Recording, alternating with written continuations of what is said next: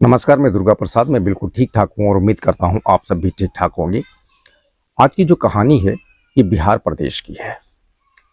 बिहार प्रदेश का एक ज़िला पड़ता है मोतिहारी, और मोतिहारी ज़िले का एक थाना है जिसका नाम है सुगौली थाना। और इसी सुगौली थाना के अंतर्गत एक गांव आता है सुगावडीह गांव। और इसी सुगावडीह गांव में एक अखिलेश भगत नाम के व्यक्ति अपने परिवार के साथ रहा करते थे। परिवार में उनकी पत्नी अस्मिता उर्फ संजू और अखिलेश भगत स्वयं और दो बच्चे इन दोनों के। अखिलेश भगत की जो उम्र थी करीब 32 साल के आसपास, और पत्नी संजू की उम्र करीब 30 साल के आसपास। दो बच्चे, उनमें से एक की उम्र 8 साल और दूसरे की उम्र 6 साल। 2013 में इन दोनों की शादी हुई थी। करीब 10 साल शादी को हो गए, और इस 10 साल में जो है दो बच्चे भी हैं इनके पास। हंसी खुशी से परिवार चल रहा था ठीक ठाक तरीके से। जो अखिलेश भगत थे ये ज़्यादा पढ़े लिखे नहीं थे, हल्का फुल्का पढ़ाई लिखाई थी, लेकिन इन्होंने इलेक्ट्रीशियन का काम सीख लिया था। इलेक्ट्रीशियन, यही जो घर के अंदर वायरिंग वगैरह करते हैं बिजली का, वही काम, इलेक्ट्रीशियन का काम सीख लिए थे। तो यही इलेक्ट्रीशियन का काम करके अपना जो भी कमाई होता था इस काम से, उसी से अपना परिवार चलाते थे, जीवन यापन करते थे अपना अपने परिवार का। तो 2013 में जब इनकी शादी हुई थी संजू के साथ में, तो यही इलेक्ट्रीशियन का काम ये मोतिहारी जो शहर है, मोतिहारी जो जिला है, यहीं पर करते थे। यहीं से जो भी कमाई होती थी उसी से अपना घर परिवार चलाते थे। लेकिन जैसे जैसे समय बीतता गया, मोतिहारी में काम जो है कम होता चला गया।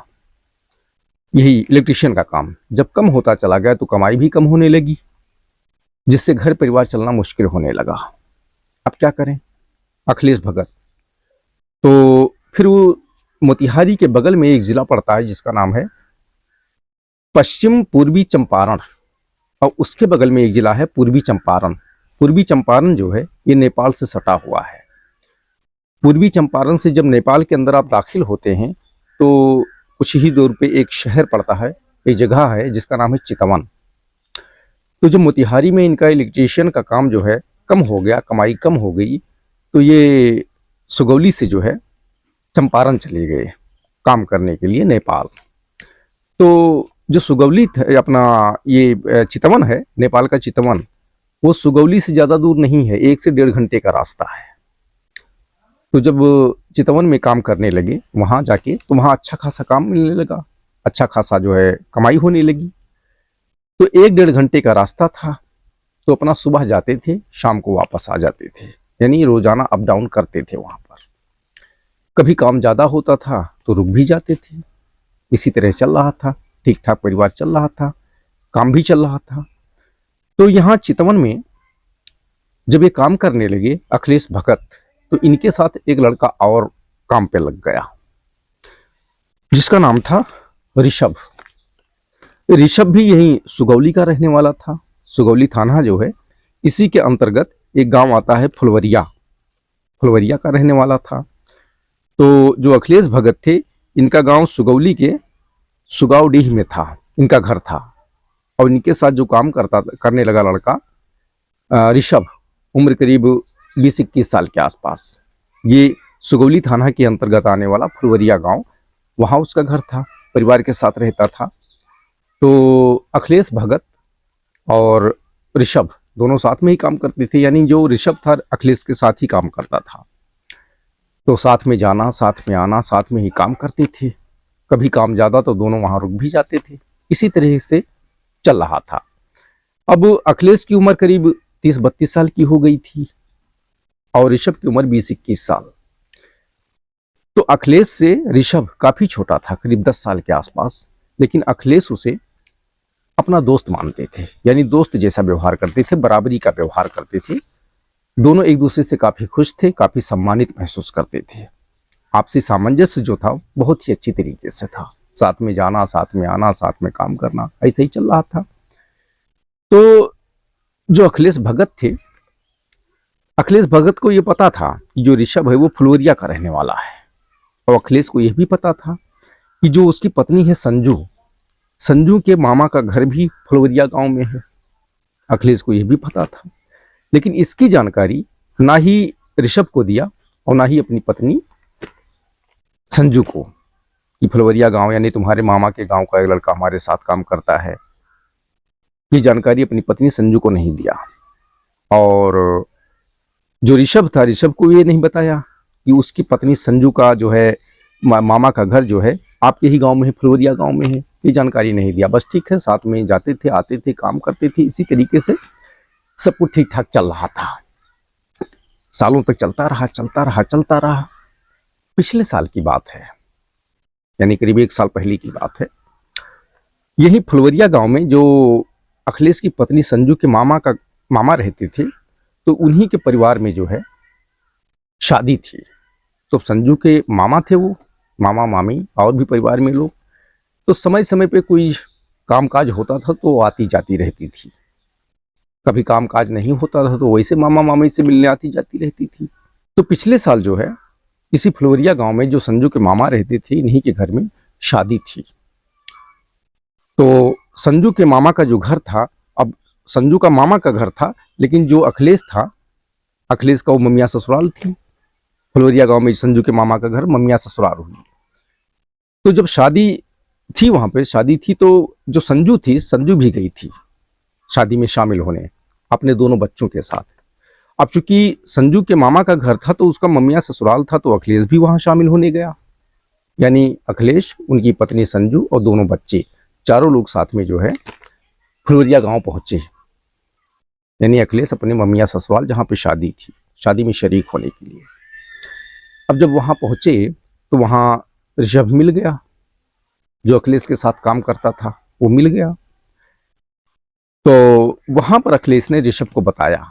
ऋषभ ने पूछा कि यहाँ कैसे, हमारे गांव में कैसे? तो अखिलेश ने बताया कि जिस घर में आप देख रहे हो शादी है, ये घर जो है मेरी पत्नी के मामा का घर है, यानी मेरी जो है मेरा जो है ममिया ससुराल है। तब ऋषभ को इसकी जानकारी हुई कि अखिलेश की जो है ये पत्नी के मामा का घर है, अखिलेश का ममिया ससुराल है, ये जो हमारे ही गांव में है। ये ऋषभ को पता चला। तो वहीं पर उसी गांव फुलवरिया गांव में एक लड़का और रहा करता था, उम्र करीब 22 साल के आसपास में। नाम था रितेश। रितेश और ऋषभ दोनों अच्छे दोस्त थे, जिगरी दोस्त थे। सेम उम्र थी, लगभग 21 साल 20 साल के आसपास में उम्र जो है ऋषभ की थी। और उसका दोस्त जो था गांव वाला रितेश, इसकी उम्र करीब 22 साल के आसपास में। अब ऋषभ और अखिलेश की तो दोस्ती थी ही, साथ में काम करते थे। अब उसी समय जब रितेश भी वहां आ गया तो ऋषभ ने जो है अखिलेश की दोस्ती रितेश से करवा दी। अखिलेश से बताए जो है ऋषभ कि ये रितेश है, हमारा बहुत अच्छा दोस्त है। अब अखिलेश की पहले से ऋषभ से दोस्ती थी है, और रितेश से भी दोस्ती हो गई, दोनों से दोस्ती हो गई। अब जब दोनों से दोस्ती हो गई और रिश्तेदारी का जो है वो लग गया कि अखिलेश का जो है वहाँ ममिया ससुराल है, ऋषभ उनके साथ में जो है अखिलेश के साथ में काम करता है, तो काफ़ी नज़दीकियाँ तीनों में बढ़ गई। अब जब अखिलेश, ऋषभ और रितेश तीनों में नज़दीकियाँ हो गई, काफ़ी ज़्यादा नज़दीकियाँ हो गई, यानी घरेलू संबंध जैसा हो गया। जब पूछताछ में अपना रिश्तेदारी नातेदारी सामने आई तब तो वहीं पर संजू थी मामा के घर पर, अखिलेश की पत्नी। तो अखिलेश अपनी पत्नी को बुलाते हैं, संजू को, और संजू से जो है ऋषभ और रितेश के बारे में बताते हैं कि हमारे अच्छे दोस्त हैं। ऋषभ मेरे साथ चितवन में काम करता है इलेक्ट्रिशियन का, और काफ़ी दिन से जो है काम करता है, लेकिन मैंने तुमसे नहीं बताया। ऋषभ से भी मैंने नहीं बताया कि हमारी यहाँ ममिया ससुराल है, लेकिन अब जो है सभी लोग जान लो। तो संजू की जो है मुलाकात पहली बार वहीं फुलवरिया गांव में अखिलेश ने ही ऋषभ और जो रितेश था, ऋषभ का दोस्त, अब अखिलेश का भी दोस्त बन गया था, दोनों से परिचय हो जाती है। अब जब इन सभी की परिचय हो जाती है तो एक हिसाब से घरेलू संबंध जैसा हो जाता है। और उसके बाद में जो है रितेश और ऋषभ, अखिलेश के दोस्त जो फुलवरिया गांव के रहने वाले थे, ये दोनों अखिलेश के घर पे आना जाना शुरू कर देते हैं। यानी घर पे आना जाना शुरू हो जाता है। यहाँ सुगावडी गांव में जहाँ अखिलेश का घर था, वहाँ आना जाना शुरू हो जाता है। तो संजू भी इन दोनों को जान गई, रितेश और ऋषभ को, कि ये दोनों जो है उसके पति अखिलेश के दोस्त हैं और उसके मामा के गांव के रहने वाले हैं। अब जब ऋषभ और रितेश का जो है यहाँ संजू के घर, अखिलेश के घर आना जाना शुरू हो गया, तो आते जाते जो है आना जाना शुरू हो गया, तो जब अखिलेश रहता था तब भी ये दोनों वहाँ आते थे, और जब कभी अखिलेश नहीं रहता था तो भी ये दोनों वहाँ पहुँचते थे। तो संजू जानती ही थी, वहाँ स्वागत सत्कार होता था। इसी बीच आते जाते संजू के घर संजू का इन दोनों के साथ में, यानी रितेश और ऋषभ दोनों के साथ में अफेयर हो गया। अब दोनों के बीच में जब अफेयर हो गया तो कुछ दिन के बाद में दोनों के बीच में, तीनों के बीच में जो है फिजिकल रिलेशन हो गया। संजू का जो है रितेश और ऋषभ दोनों के साथ फिजिकल रिलेशन हो गया। अब इसकी जानकारी जो पति थे अखिलेश भगत, इनको जानकारी नहीं थी। ऐसे चल रहा था, समय बीतता जा रहा था। तो जो रितेश था, रितेश का मिजाज कुछ अलग था, यानी वो थोड़ा अक्खर टाइप का था। अच्छा था, ठीक ठाक था, 22 साल की उम्र थी, दिखने में भी अच्छा था, लेकिन थोड़ा अक्खर टाइप का था, उसका व्यवहार अक्खर टाइप का था, जिससे संजू जो थी कुछ दिन के बाद उससे चढ़ने लगी। संजू का झुकाव ऋषभ की तरफ ज्यादा होने लगा। अच्छा, अब इधर ऋषभ का फिर जो है फिजिकल रिलेशन संजू के साथ था और रितेश का भी था। तो ऋषभ रितेश को नहीं चाहता था, वो चाहता था, यानी ऋषभ, कि रितेश का अफेयर जो है संजू के साथ ना रहे, अकेला ही मेरा रहे। और दूसरी तरफ रितेश भी यही चाहता था कि संजू के साथ सिर्फ मेरा रिलेशन रहे, ऋषभ अपना रिलेशन तोड़ दे। इधर जो संजू थी उसे रितेश का व्यवहार अच्छा नहीं लगता था, तो वो जो है रितेश से व्यवहार तोड़ना चाहती थी, संबंध तोड़ना चाहती थी। ऋषभ की तरफ ज्यादा झुकाव था, तो ऋषभ के साथ संबंध रखना चाहती थी। एक दिन जो है संजू ऋषभ से ये बात बताती है कि रितेश से किसी तरीके से पीछा छुड़वा दो मेरा, सिर्फ तुम्हारे ही साथ ठीक रहेगा। ऋषभ भी यही चाहता था, अब संजू भी यही चाहने लगी। तो एक दिन जो है संजू रितेश से कहती है कि अब तुम्हारे साथ मेरा कोई अफेयर नहीं रहेगा, कोई तुम्हारे साथ हमारा रिश्ता नहीं रहेगा, रिलेशन नहीं रहेगा, तुम मेरे घर मत आना। अब ये रितेश से वो बता देती है। लेकिन रितेश जो है संजू का पीछा नहीं छोड़ता है, धमकी देता है, उसे डराता है कि तुम्हारे पति को जो है, जो ऋषभ के साथ में तुम्हारे संबंध है, इसकी जानकारी दे देंगे, तुम्हारी बड़ी छीछालेदर होगी, बदनामी होगी, इसे डराता रहता है। इसी तरीके से बात आगे बढ़ती रहती है। संजू बहुत ज्यादा परेशान हो जाती है, क्योंकि वो रितेश को नहीं चाहती थी, लेकिन रितेश अब धमकी दे रहा था, उसे ब्लैकमेल कर रहा था एक हिसाब से। तो फिर एक दिन जो है ऋषभ और संजू दोनों प्लान बनाते हैं। संजू कहती है कि इसकी जानकारी मैं अपने पति अखिलेश को दे देती हूँ कि तुम्हारा दोस्त जो रितेश है वो हम पे गंदी नजर रखता है और हमें टॉर्चर करता है और परेशान करता है।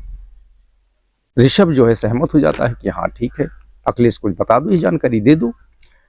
तो एक दिन की बात है, ऋषभ घर पर आया हुआ था अखिलेश के यहाँ, संजू के ससुराल, और उस समय अखिलेश भी घर पर था। तो संजू जो है ऋषभ के सामने ही अखिलेश से कहती है, अपने पति से, कि जो तुम्हारा दोस्त रितेश है ये मेरा जो है बहुत टॉर्चर करता है, बहुत शोषण करता है और गंदी नज़र से देखता है, उसकी नीयत बड़ी गंदी है, बहुत ख़राब लगता है और मुझे टच भी किया है। ये जानकारी अखिलेश को बता देती है, संजू देती है। और जब संजू ये बात अखिलेश से बताती है तो वहीं पे ऋषभ रहता है। ऋषभ जो है समर्थन करता है कि हाँ ये बात सही है। इसी बात को सुनकर जो है, जो अखिलेश था संजू का पति, वो गुस्से से लाल पीला हो जाता है, तमतमा उठता है और कहता है अगर रितेश ऐसा कर रहा है तो इसको मैं जिंदा नहीं रहने दूंगा, मार डालूंगा। अब अखिलेश के मुंह से जैसे ये शब्द निकलता है, संजू बोल देती है कि हाँ ऐसा ही करना पड़ेगा, ऐसा ही होना चाहिए, ऐसे लोगों को जो है जान से मार देना चाहिए। ऋषभ भी समर्थन कर देता है इस बात का और फिर वहीं पे जो है प्लान बन जाता है रितेश को रास्ते से हटाने का, यानी जान से मार देने का। उसके बाद जो अखिलेश था संजू का पति, वो अपने एक मित्र को और बुलाता है, नाम होता है विनय। विनय भी आ जाता है। अब ये तीन लोग तो इस षड्यंत्र में शामिल थे, अब विनय भी शामिल हो जाता है, यानी अखिलेश भगत का जो है एक दोस्त और वो भी शामिल हो जाता है। तब तक आ जाता है अक्टूबर महीना और षड्यंत्र ये कंप्लीट हो जाता है कि अब रितेश को जो है रास्ते से हटा देना है चारों के बीच में, यानी अखिलेश, ऋषभ, विनय और संजू के बीच में ये प्लान बन जाता है। आ जाता है अक्टूबर महीना 2023। फिर उस समय जो है 23 अक्टूबर की बात है, उस समय नवरात्रि का जो है समय चल रहा था, नवरात्रि काल चल रहा था, दुर्गा पूजा चल रही थी। तो वहीं पर जो है एक जगह है यहीं मोतिहारी में, छपावा मेला लगता है। वहां पर नवरात्रि का मेला लगता है, दुर्गा पूजा से संबंधित जो है जो कार्यक्रम होते हैं वो होते हैं। दूर दूर से लोग वहां पे देखने सुनने आते हैं दुर्गा पूजा, छपावा में जो है मेला में। तो उसी दिन 23 अक्टूबर को प्लान के अनुसार से जो संजू थी वो रितेश को फोन करती है और घर पर अपनी बुलाती है। अब इधर संजू रितेश से प्लान अपना जो है रिलेशन तोड़ना चाहती थी, लेकिन जब 23 अक्टूबर को संजू का फोन यानी कॉल आती है रितेश के पास में और संजू अपने घर बुलाती है, तो रितेश खुश हो जाता है कि चलो ठीक है, संजू बुला रही तो उसके घर जाऊंगा मैं, और वो एक्सेप्ट कर लेता है कि ठीक है मैं आ रहा हूँ। तो घर उसका फुलवरिया में था ही, परिवार के साथ में था। तो जब वो संजू के घर के लिए निकलता है तो परिवार में ये बता के निकलता है कि वो छपावा मेला देखने जा रहा है। यानी रितेश जब फुलवरिया से अपने घर से निकलता है संजू के यहाँ सुगावडीह जाने के लिए, तो सुगावडीह नहीं बताता है संजू के घर जा रहा है, नहीं बताता, बता रहा है कि वो छपावा मेला जा रहा है, अपने परिवार से बताता है। अच्छा, रितेश का जो परिवार था, रितेश के जो परिवार के लोग थे वो संजू और ऋषभ के बारे में जानते थे, इन दोनों का अफेयर है, दोनों प्रेमिका हैं, और इसीलिए उन दोनों से चिढ़ते थे कि संजू जो है शादीशुदा है, 2 बच्चे की माँ है, और फिर भी अपने से कम उम्र की लड़की के साथ उसका अफेयर चल रहा है। इस बात से रितेश के जो परिवार के लोग थे वो उनको मतलब जो संजू थी और ऋषभ ये दोनों बेकार लगते थे, उनको लगता था ये दोनों जो है फर्जी हैं। लेकिन उन्हीं के घर के बेटे रितेश का जो चक्कर था वो भी संजू के साथ था, इसकी जानकारी उन लोगों को नहीं थी, यानी रितेश के परिवार वालों को। तो रितेश जब इनका संजू का फोन आता है, अपने घर बुलाती है, तो रितेश अपने परिवार से छपावा मेला देखने की बात कह के जो है वहां घर से निकलते हैं। लेकिन ये छपावा मेला जाने के बजाय सीधा सुगावडीह पहुंच जाते हैं, संजू के घर, संजू के ससुराल यानी अखिलेश भगत के घर पहुंच जाते हैं। अब वहां जब ये लोग पहुंचते हैं यानी रितेश पहुंचते हैं तो वहां पर पहले से ही अखिलेश भगत, ऋषभ, विनय और संजू थे। जब रितेश वहां पहुंचते हैं तो सभी के बीच में अपना रितेश भी बैठता है, बातचीत होती है। तो बातचीत संजू की होने लगती है कि संजू के साथ तुम बदतमीजी करते हो, गलत तरीके से जो है टच करते हो, भद्दे भद्दे मजाक करते हो, यही चर्चा हो रही थी। कि इसी बीच में अखिलेश को गुस्सा आ जाता है और फिर अखिलेश जो है गमछा लिए रहता है, यानी संजू का पति, और उसी गमछे से जो है रितेश का गला घोंट देता है। और उसके साथ में विनय, ऋषभ और संजू भी मिलकर, यानी चारों लोग मिलकर रितेश का गला घोंट देते हैं और रितेश की मौत हो जाती है। अब जब रितेश की मौत हो जाती है तो उसकी डेथ बॉडी को जो है ठिकाने लगाना था। अब क्या करें, तो फिर शाम होने का इंतजार करने लगते हैं, यानी 23 अक्टूबर को शाम होने का इंतजार करने लगते हैं। उसके बाद में जो विनय का घर था, तो विनय का घर एक वहीं पे मोतिहारी में थाना पड़ता है, केसरिया थाना। केसरिया थाना के अंतर्गत एक गांव पड़ता है गोपालपुर खास। तो विनय जो है केसरिया थाना के अंतर्गत आने वाला गोपालपुर गांव खास का रहने वाला था।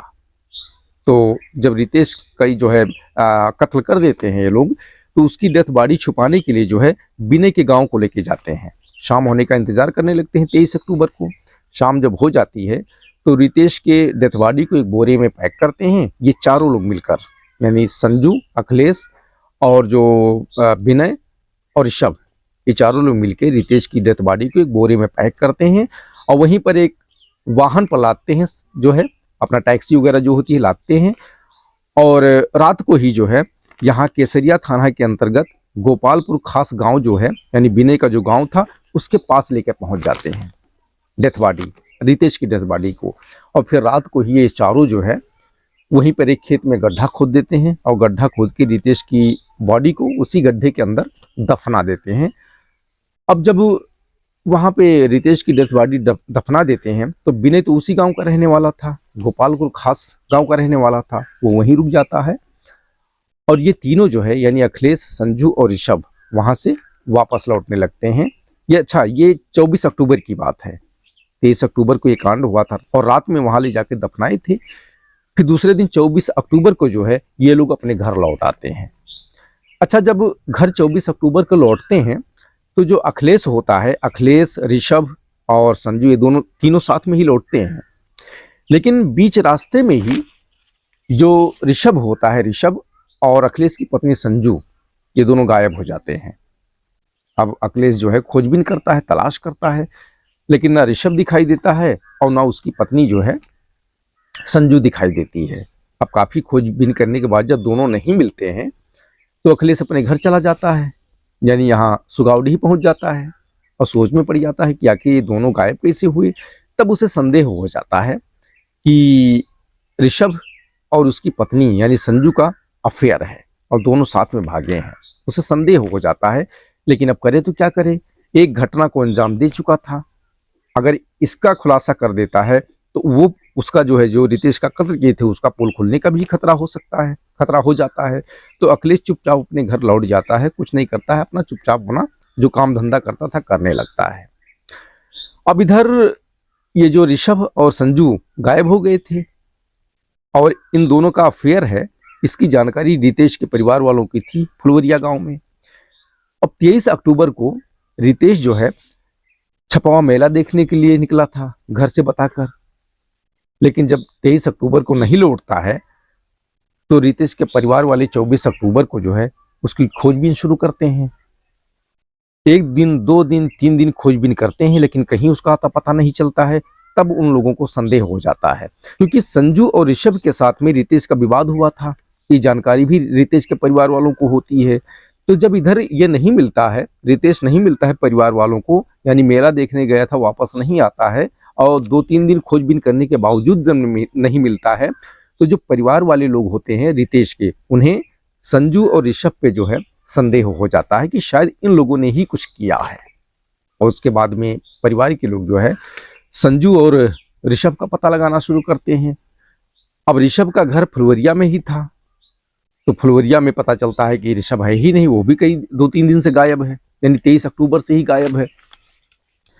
अब इधर जो सुगावडीह गांव था, संजू का जो ससुराल यानी अखिलेश का घर, वहां परिजन पता लगाते हैं तो पता चलता है कि जो है संजू भी घर से गायब है। अब परिवार वाले लोगों को कंफर्म हो जाता है कि संजू और ऋषभ ने मिलकर ही रितेश के साथ कुछ किया है। और उसके बाद रितेश के परिवार वाले संजू और ऋषभ को जो खोजना शुरू कर देते हैं, पता लगाना शुरू कर देते हैं। तो जब पता लगाना शुरू कर देते हैं तो पता चलता है कि छतौनी एक इलाका है, वहीं पर मोतिहारी में इलाका है छतौनी।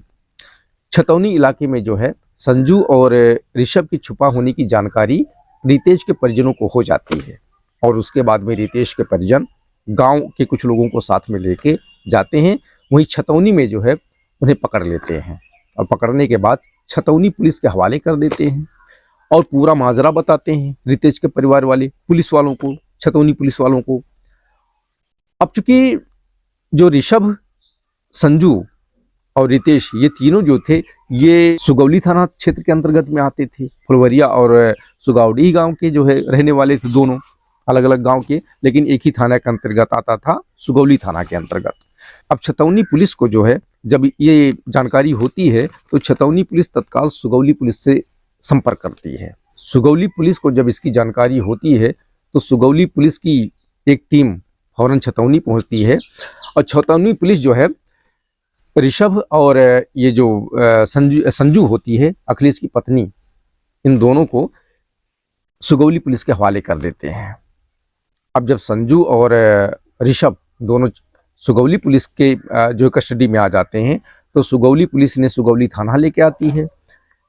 उधर रितेश के जो परिजन होते हैं वो भी थाने पे आते हैं, पूरा माजरा बताते हैं, जानकारी देते हैं। अब सुगौली पुलिस जो है इन दोनों से यानी संजू और ऋषभ से जो है रितेश के बारे में पूछताछ करती है, तो ये दोनों इनकार कर देते हैं जानकारी से, यानी वो सीधा कह देते हैं रितेश के बारे में हमें कोई जानकारी नहीं है। रितेश से विवाद जरूर हुआ था, विवाद की बात जब आती है तो रितेश से विवाद जरूर हुआ था, लेकिन उसके बाद से हम लोगों की जो है मेल मुलाकात नहीं होती थी। ये जानकारी सुगौली पुलिस को जो है संजू और ऋषभ दोनों देते हैं। तो सुगौली पुलिस के पास कोई जो है ना सुराग था, ना कोई जो है प्रमाण था, जो रितेश के परिवार वाले थे उनके पास भी कोई प्रमाण नहीं था, संदेह था। तो संदेह के आधार पे किसी को थाने में बैठा के रखना या जेल में भेजना ये कानून के तहत नहीं आता है, यह इलीगल है, अवैध है। तो सुगौली पुलिस इन दोनों को छोड़ देती है, यानी ऋषभ और जो संजू होती है दोनों को छोड़ देती है। अब ऋषभ जो है अपने गांव फुलवरिया चला जाता है और संजू अपने पति के पास चली जाती है, यहाँ सुगावडी गांव, अखिलेश के घर। अब अखिलेश के घर जब संजू पहुंचती है अपने घर पर जो है, तो वहां जब अखिलेश संजू को देखता है तो भड़क जाता है, गुस्सा हो जाता है, विवाद हो जाता है, क्योंकि वो ऋषभ के साथ गायब थी। विवाद तो हो जाता है, लेकिन अब दोनों कटघरे में खड़े हुए थे, क्योंकि रितेश का जो है कत्ल कर चुके थे। अखिलेश भी डरा डरा था, ज़्यादा विवाद करना नहीं चाहता था। तो संजू और अखिलेश के बीच में जो विवाद हुआ था वो रफा दफा कर लेते हैं दोनों आपसी सामंजस्य से, क्योंकि दोनों कटघरे में खड़े होते हैं। रितेश के कत्ल के जुर्म में दोनों कटघरे में होते हैं, लेकिन बात छुपी हुई थी, अभी ये ओपन नहीं हुआ था कि इन लोगों ने मिलकर रितेश का जो है कत्ल कर दिया है। तो दोनों जो है रफा दफा कर लेते हैं। उसके बाद में संजू और अखिलेश ये वहीं सुगावडी गांव में आराम से रहने लगते हैं अपने बच्चों के साथ में।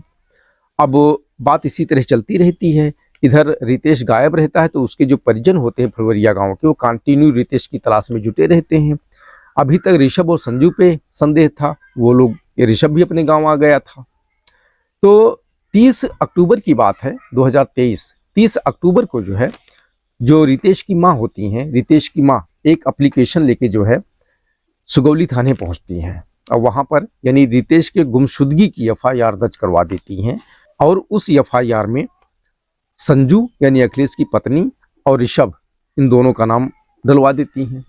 अब पुलिस जो है जब एफआईआर हो जाता है और 23 अक्टूबर से ही पता चलता है कि लड़का गायब है, यानी रितेश गायब है, तो सुगौली पुलिस खोजबीन शुरू कर देती है, तलाश शुरू कर देती है। अब जब ऋषभ और संजू को यह पता चलता है कि रितेश के परिवार वाले जो है उसके और ऋषभ के खिलाफ जो है एफआईआर दर्ज करवा दिए हैं, रितेश को गायब करने का जो है एफआईआर दर्ज करवा दिए हैं, तो ये दोनों परेशान हो जाते हैं कि अगर पुलिस पकड़ लेती है और कहीं रितेश के कत्ल का खुलासा हो जाता है तो जिंदगी बर्बाद हो जाएगी। तो फिर यहाँ ये दोनों सोचते हैं, ऋषभ और संजू, कि अब मोतिहारी में रहना उचित नहीं है। फिर ये दोनों प्लानिंग करते हैं और बिना अखिलेश को बिना बताए ये दोनों जो है नेपाल भाग जाते हैं, मोतिहारी छोड़कर। वहीं जहाँ ऋषभ और अखिलेश इलेक्ट्रीशियन का काम करते थे, चितवन, नेपाल की चितवन चले जाते हैं। संजू और ऋषभ अब दोनों ये जब चितवन पहुंच जाते हैं तो ऋषभ वहाँ काम करता ही था अखिलेश के साथ, तो कई लोग थे उनके साथ में जो है इनका परिचय था, ऋषभ का परिचय था। और फिर जिन लोगों के साथ परिचय था उन्हीं लोगों के साथ बातचीत करके वहीं चितवन में एक कमरा किराए पे ले लेते हैं। संजू और ऋषभ कमरा किराए पे ले लेते हैं और वहीं जाके रहने लगते हैं चितवन में, नेपाल में। अब इधर संजू जब घर से गायब हो जाती है, इसकी जानकारी अखिलेश को होती है, तो अखिलेश अपनी पत्नी को जो है तलाशना शुरू कर देता है। तो जब पत्नी को तलाशना शुरू करता है, पत्नी नहीं मिलती है, तो उसे संदेह हो जाता है ऋषभ पे कि ऋषभ के साथ शायद कहीं गई हो। तो अखिलेश जो है फुलवरिया में पता लगाता है कि ऋषभ घर पे है या नहीं है, तो वहां पता चलता है कि ऋषभ भी घर से गायब है। अब उसे जो है पक्का पता चल जाता है, यानी अखिलेश को, कि संजू और ऋषभ ये दोनों साथ में कहीं भागे हुए हैं, कहीं छुप गए हैं जाके, जो है ये अखिलेश कंफर्म हो जाता है। उसके बाद में अखिलेश जो है पत्नी संजू और ऋषभ की तलाश में जुट जाता है कि आखिर ये दोनों गए तो गए कहाँ। तो मोतिहारी में पता करते हैं, इधर उधर पता करते हैं। अखिलेश को जहाँ जहाँ ये पता होता है कि यहाँ यहाँ जा सकते हैं, नातेदारी, रिश्तेदारी, दोस्त यार या कहाँ हो सकते हैं, पूरा आसपास में पता लगाते हैं। लेकिन जब कहीं कोई पता नहीं चलता है तो अखिलेश को जो है संदेह हो जाता है, यानी कई दिन से वो खोजबीन कर रहा था। 30 अक्टूबर को जब रितेश की माँ संजू और ऋषभ के ऊपर एफआईआर दर्ज करवा दी थी और उसके बाद ही ये दोनों जो है घर छोड़कर भागे थे आपसी सामंजस्य से। और उसके बाद से ही जो अखिलेश था, संजू का पति, वो तलाशना शुरू किया था। तलाशते तलाशते कई दिन बीत जाते हैं। अब अच्छा, इधर जब ऋषभ और संजू घर से भाग जाते हैं तो उधर जो फुलवरिया गांव के रितेश के जो परिवार वाले थे वो तो एफआईआर सुगौली में दर्ज करवा ही दिए थे। अब इधर जो है जो ऋषभ के परिवार वाले हैं, ऋषभ भी घर से गायब था, तो ऋषभ के परिवार वाले भी जो है सुगौली पुलिस में आके ऋषभ की गायब होने की यानी गुमशुदगी की जो है रिपोर्ट दर्ज करवा देते हैं। तो इधर सुगौली पुलिस इन दोनों की तलाश में जुटी हुई थी, ऋषभ और संजू की तलाश में जुटी हुई थी। तो ऋषभ और संजू मिल नहीं रहे थे, उनका कोई सुराग मिल ही नहीं रहा था, पुलिस परेशान। इधर जो है अपना जो अखिलेश था वो भी तलाश में जुटा हुआ था, वो भी परेशान था। अब इधर जब जो है ऋषभ के परिवार वाले आके उसकी गुमशुदगी की रिपोर्ट दर्ज करवा देते हैं, तो सुगौली पुलिस के जो है हालत खराब हो जाती है। ये क्या, ऋषभ के ऊपर जो है कत्ल का और रितेश के गायब होने का जो है आरोप लगा हुआ है, एफआईआर दर्ज है। हम उसे जो है ऋषभ को तलाश रहे हैं, संजू को तलाश रहे हैं। अब यहाँ ऋषभ के परिवार वालों का एफआईआर जो है आ जाता है, शिकायत आ जाती है कि ऋषभ ही घर से गायब है। अब पुलिस और ज्यादा परेशान हो जाती है। अब पुलिस करे तो क्या करे, पुलिस कंटिन्यू तलाश करती रहती है। अच्छा, इधर अखिलेश जब तलाश कर रहा था, कई दिन तलाश कर लिया, नहीं मिलता है, तो उसे संदेह हो जाता है कि शायद ये लोग नेपाल भाग गए। अब अखिलेश जो है 17 नवंबर 2023 को जो है करीब 10-15 दिन तलाश के बाद भी जब नहीं मिलते हैं तब अच्छा इधर पुलिस भी तलाश रही थी, तो वो चितवन पहुंच जाता है नेपाल, अखिलेश। अब जब वो चितवन नेपाल पहुंचता है 17 नवंबर को, तो वहां चितवन में जो जान पहचान वाले लोग अखिलेश के थे, वही जान पहचान वाले लोग जो है ऋषभ के भी थे, क्योंकि दोनों साथ में ही इलेक्ट्रिशियन का काम करते थे वहां। तो ऋषभ उन्हीं जान पहचान के लोगों के माध्यम से वहां पे कमरा लिया था। अब अखिलेश वहां पहुंचकर जब जान पहचान के लोगों से जो है बातचीत करता है, पूछता है कि ऋषभ यहाँ आया था नहीं आया था, तो लोग बता देते हैं कि हाँ ऋषभ आया हुआ है और यहीं पर, और उसके साथ में जो है एक लेडी भी है और यहीं पर कमरा लेकर रह रहा है। अब अखिलेश को जब ये पता चलता है कि ऋषभ आया था, उसके साथ एक लेडी है, तो तुरंत समझ जाता है कि उसके साथ में कोई और लेडी नहीं बल्कि उसकी पत्नी संजू ही है। उसके बाद में जो परिचय वाले होते हैं उनसे जो है कमरे का पता करता है, कमरे का पता चल जाता है। उसके बाद अखिलेश जो है कमरे पर पहुंच जाता है जहां पे ऋषभ और संजू रह रहे थे। अब वहां जब अखिलेश पहुंचता है 17 नवंबर को, तो उसी कमरे में ऋषभ को और अपनी पत्नी संजू को आपत्तिजनक स्थिति में देख लेता है।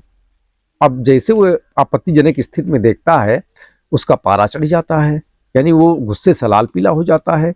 और उसी गुस्से में आके जो है उसी कमरे के अंदर पत्नी संजू और ऋषभ जो होता है दोनों का गला घोंट देता है, गला घोंट के मौत के घाट उतार देता है। अब दोनों की जो है संजू की और ऋषभ की वही मौत हो जाती है। अब जब मौत हो जाती है तो दोनों की डेथ बॉडी को जो है ठिकाने लगाना था।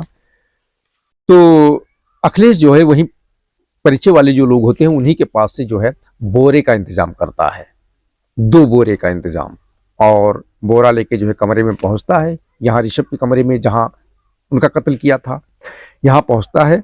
तो एक बोरे में ऋषभ की डेथ बॉडी को जो है पैक करता है और दूसरे बोरे में अपनी पत्नी संजू की डेथ बॉडी पैक करता है। और उसके बाद में वहीं चितवन के पास में कई सारे पहाड़ी नाले हैं, तो पत्नी संजू की डेथ बॉडी जो बोरे में पैक किया था, तो एक बोरा ले जाके चितवन के ही एक नाले में फेंक देता है, और ऋषभ की डेथ बॉडी जिस बोरे में पैक किया था वो बोरा उठा लेके जाता है, एक दूसरे नाले में फेंक देता है, और फेंकने के बाद में चितवन से वापस सुगौली चला आता है। अब इधर सुगौली पुलिस जो है रितेश की तलाश में जुटी हुई थी कि रितेश का जो है कत्ल की एफआईआर आई है कि उसका जो है गुम हो गया है, उसका कत्ल करके जो है संजू और ऋषभ ने फेंक दिया है। पुलिस तब तक नहीं मानेगी जब तक कोई डेथ बॉडी नहीं मिल जाती, कोई सुराग नहीं मिल जाता है। और दूसरी तरफ जो है उसी के कत्ल के जो है गायब करने के जुर्म में संजू और जो उसका जो प्रेमी होता है ऋषभ, इन्हीं दोनों के ऊपर जो है आरोप होता है। तो पुलिस इनकी भी तलाश में जुटी रहती है, इन लोगों का भी कोई पता नहीं, यानी सुगौली पुलिस कंटिन्यू जो है इन 3 लोगों की जो है पता करने में जुटी रहती है, कहीं कोई सुराग नहीं मिलता है। अब अगले 17 नवंबर को चितवन में जाके अपनी पत्नी और ऋषभ का कत्ल करके उनकी डेथ बॉडी बोरी में भर के वहां अलग अलग नाले में फेंक के जो है सुगौली भाग आता है। अब जब ये सुगौली भाग आता है तो 17 नवंबर को, फिर 18 नवंबर को इन दोनों की डेथ बॉडी नेपाल पुलिस यानी चितवन पुलिस को जो है मिलती है। अब चितवन पुलिस जो है जांच पड़ताल शुरू करती है, पता लगाना चालू करती है कि आखिर ये कौन लोग हैं, किसकी डेथ बॉडी है। जो है पुलिस कंटिन्यू जो जांच पड़ताल करती है, सुराग लगाने का जो है प्रयास करती है कि कौन लोग हैं, किसकी डेथ बॉडी है, किसने इनको मारा, पूरा जो है तलाश में जुटी रहती है। तो 17 नवंबर को जो है ये घटना घटी थी, यानी संजू 18 नवंबर को जो है संजू और जो है जो ऋषभ होता है इसकी डेथ बॉडी जो है नेपाल पुलिस को मिली थी। पता लगाते लगाते पूरा नवंबर महीना बीत जाता है, दिसंबर महीना आता है, पुलिस को कोई पता नहीं चलता है, चितवन पुलिस को। अब चितवन पुलिस जो है परेशान हो जाती है कि आप करें तो क्या करें। उसके बाद चितवन पुलिस ये फैसला करती है कि एक बार शुरू से इसकी फिर से तहकीकात करते हैं बारीकी से। अब चितवन पुलिस जब फिर से संजू और जो ऋषभ होता है जो डेथ बॉडी मिली थी इसकी फिर से जब तहकीकात बारीकी से करना शुरू करती है, तो जो जिस बोरे में जो है इन दोनों की डेथ बॉडी मिली थी नाले में से, उस बोरे पे चितवन पुलिस की नजर पड़ती है। तो उस बोरे पे सुगौली का जो है एक जगह का पता लिखा होता है। अब जब ये सुराग मिल जाता है, ये पता चल जाता है चितवन पुलिस को, तो चितवन पुलिस यानी नेपाल की पुलिस तत्काल जो सुगौली पुलिस होती है सुगौली थाने से संपर्क करती है और सुगौली थाने को ये सूचना देती है चितवन पुलिस कि यहाँ पर जो है एक 20-22 साल के युवा की जो है डेथ बॉडी मिली है और एक 28-30 साल के महिला की डेथ बॉडी मिली है। और इन दोनों की डेथ बॉडी जिस बोरे में पैक थी उस बोरे पे जो है सुगौली का पता लिखा हुआ है। जो सा पता लिखा रहता है पुलिस जो है बताती है। अब सुगौली पुलिस को जो है संदेह हो जाता है कि जो फुलवरिया के रहने वाला ऋषभ था, ऋषभ के परिवार वाले उसकी गुमशुदगी की जो है रिपोर्ट दर्ज करवाते हैं। उसकी उम्र भी 22 और जो है 20-22 साल बताते हैं। और इधर जो अखिलेश की पत्नी थी संजू, वो भी गायब थी। तो पुलिस को यह भी पता था कि अखिलेश की पत्नी की उम्र जो है 28-30 साल के आसपास में है। अब पुलिस को संदेह हो जाता है कि हो सकता है इन दोनों की ही डेथ बॉडी हो। सुगौली का पता लिखा हुआ है, पुलिस परेशान। अब सुगौली पुलिस जो है तत्काल अखिलेश के घर पहुंचती है, यहाँ सुगावडी पहुंचती है कि जो अखिलेश है, अखिलेश को अगर मिल जाता है तो उसे जो है चितवन भेज दिया जाए, क्योंकि जो सुगौली पुलिस है ये इंडियन पुलिस है। नेपाल का मामला था तो सुगौली पुलिस नेपाल जा नहीं सकती थी, किसी के माध्यम से ही पता लगा जो है शिनाख्त करवा सकती थी। तो संजू के घर जाती है, अखिलेश के घर, कि अखिलेश अगर मिल जाता है तो उसे चितवन भेज दिया जाए, जाके वहाँ जो है पहचान कर ले, क्या पता उसकी पत्नी की डेथ बॉडी हो। तो जब पुलिस वहाँ जाती है सुगौली की, तो अखिलेश अपने घर पर नहीं मिलता है, यहाँ सुगावडी में नहीं मिलता है। उसके बाद पुलिस लौट आती है। अब पुलिस फुलवरिया गांव पहुंचती है, ऋषभ के परिवार वालों से बताती है कि वहां पर जो है यानी चितवन में, चितवन पुलिस से जो है सूचना मिली है कि वहां पर 20-22 साल के एक लड़के की डेथ बॉडी मिली है और एक 28-30 साल की लड़की की डेथ बॉडी मिली है। जाके देखो कि क्या पता कहीं ऋषभ और संजू की ही डेथ बॉडी ना हो, पहचान कर लो जाके। अब ये बात सुनते ही जो ऋषभ के परिवार वाले होते हैं वो परेशान हो जाते हैं, घबरा जाते हैं। तत्काल वो जो है मोतिहारी से चितवन के लिए रवाना हो जाते हैं। वहां जब पहुंचते हैं तो सुगौली पुलिस के बताए अनुसार वहां जाकर चितवन पुलिस से संपर्क करते हैं। और फिर चितवन पुलिस जो है, जब संजू और इनकी डेथ बॉडी मिली थी, ऋषभ की कोई शिनाख्त नहीं हो रहा था, तो उसे मोर्चरी में रखवा दिया था चितवन पुलिस ने इन दोनों की डेथ बॉडी को। तो जब ऋषभ के परिवार वाले वहां पहुंचते हैं तो वहां चितवन की पुलिस ऋषभ के परिवार वालों को ले जाके वहीं मोर्चरी में लेके जाती है, दोनों की डेथ बॉडी दिखाती है। तो डेथ बॉडी देखते ही जो ऋषभ के परिवार वाले होते हैं वो तुरंत पहचान जाते हैं। एक तो डेथ बॉडी ऋषभ की थी और दूसरी संजू की थी, यानी अखिलेश भगत की पत्नी की डेथ बॉडी थी। अब जब ऋषभ के परिवार वाले ये देखते हैं तो तत्काल वो सुगौली वापस आते हैं, यहाँ सुगौली थाने आते हैं, पुलिस स्टेशन। यहाँ सुगौली पुलिस से जो बताते हैं कि सर वो जो डेथ बॉडी दोनों की मिली है, एक डेथ बॉडी संजू की है, अखिलेश भगत की पत्नी की, और दूसरी डेथ बॉडी ऋषभ की है, जो दोनों प्रेमिका होते हैं। अब सुगौली पुलिस परेशान कि कौन हो सकता है, कौन इनको जो है मार सकता है। अब सुगौली पुलिस जो है जांच पड़ताल शुरू कर देती है बारीकी से, और बारीकी से जब जांच पड़ताल शुरू करती है तो संजू, ऋषभ और रितेश के बारे में पूरा पता करती है। और फिर ऋषभ और जो रितेश होते हैं दोनों फुलवरिया गांव के होते हैं, दोनों के परिवार वालों से बारी बारी करके बारीकी से जांच पड़ताल करती है, पूछताछ करती है। तो वहां से पता चलता है कि रितेश और ऋषभ ये दोनों जिगरी दोस्त थे, और जो ऋषभ था वो संजू के पति के साथ में इलेक्ट्रीशियन का काम करता था और अखिलेश की पत्नी जो संजू थी, उनके मामा का घर फुलवरिया गांव में है और संजू का अफेयर यानी रितेश और ऋषभ दोनों से था। यानी ऋषभ और रितेश दोनों का अफेयर संजू के साथ था, अखिलेश की पत्नी के साथ। अब ये सारे घाल-मेल जब रिश्तों के सामने आते हैं तो सुगौली पुलिस का माथा टनक जाता है। सुगौली पुलिस को यह संदेह हो जाता है कि इसमें कहीं ना कहीं जो है अखिलेश का हाथ हो सकता है, यानी संजू के पति का हाथ हो सकता है, अखिलेश भगत का।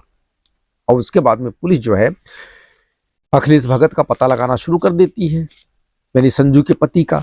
अब यहाँ सुगावडीह गांव में छापेमारी होती है, सुगौली पुलिस छापेमारी करती है अखिलेश की तलाश में। वहां अखिलेश नहीं मिलता है और उसके बाद में सुगौली पुलिस जहां जहां जो है पता चलता है कि और जहां जहां उसे लगता है कि अखिलेश वहां हो सकता है, नातेदारी, रिश्तेदारी, जान पहचान के लोग, दोस्त यार, जहां जहां उन्हें लगता है कि यहाँ यहाँ अखिलेश हो सकता है, वहां वहां छापेमारी करते हैं, पता लगाते हैं, लेकिन कोई अता पता नहीं चलता है अखिलेश के बारे में। अब सुगौली पुलिस परेशान। सुगौली पुलिस को लगता है जब तक अखिलेश नहीं मिलता है तब तक इस केस का जो है खुलासा हो पाना संभव नहीं है, क्योंकि सुगौली पुलिस को अखिलेश पे ही संदेह रहता है, संजू के पति को। और हर जगह छापेमारी की तलाश की, अखिलेश का कहीं पता ही नहीं चलता है। और उसके बाद में सुगौली पुलिस अखिलेश के पीछे अपने मुखबिरों को भी लगा देती है और खुद भी तलाश में जुटी रहती है। और फिर 2 ही 3 दिन के तलाश में मुखबिरों के माध्यम से सुगौली पुलिस को पता चल जाता है अखिलेश के बारे में। तो सुगौली जो थाना है, इसी थाना के अंतर्गत एक गांव आता है, कोबया गांव। कोबया गांव में जो है अखिलेश की छुपे होने की जानकारी सुगौली पुलिस को होती है। और फिर 31 दिसंबर 2023 रविवार को यानी संडे को सुगौली पुलिस यहाँ कोबया गांव में छापा मारती है और यहाँ पर जो है अखिलेश मिल जाता है। और फिर सुगौली पुलिस अखिलेश को जो है अपने हिरासत में लेके थाने ले आती है, यहाँ सुगौली थाने लाती है और यहाँ पर जो है पूछताछ शुरू करती है। अब जब पूछताछ शुरू करती है सुगौली पुलिस अखिलेश से इस पूरे जो है केस के बारे में, तो अखिलेश जो है पहले पुलिस को गुमराह करने का प्रयास करता है, इधर उधर की बात, यानी पुलिस को घुमाने का हर संभव प्रयास करता है, जैसे बाकी जो अपराधी होते करते हैं, अखिलेश भी ऐसे ही करता है। लेकिन सुगौली पुलिस जब कड़ाई से पेश आती है तो जो अखिलेश होता है ये टूट जाता है और उसके बाद ही पुलिस के समक्ष इस पूरी कहानी को जो है बयां कर देता है। तो दोस्तों, आज की यही कहानी है हमारी। कहानी यदि अच्छी लगी हो तो लाइक करें, शेयर करें, कमेंट करें। चैनल पे नए हैं तो सब्सक्राइब अवश्य करें। फिर मिलेंगे अगले दिन एक नई कहानी के साथ। तब तक के लिए धन्यवाद। जय हिंद, जय भारत।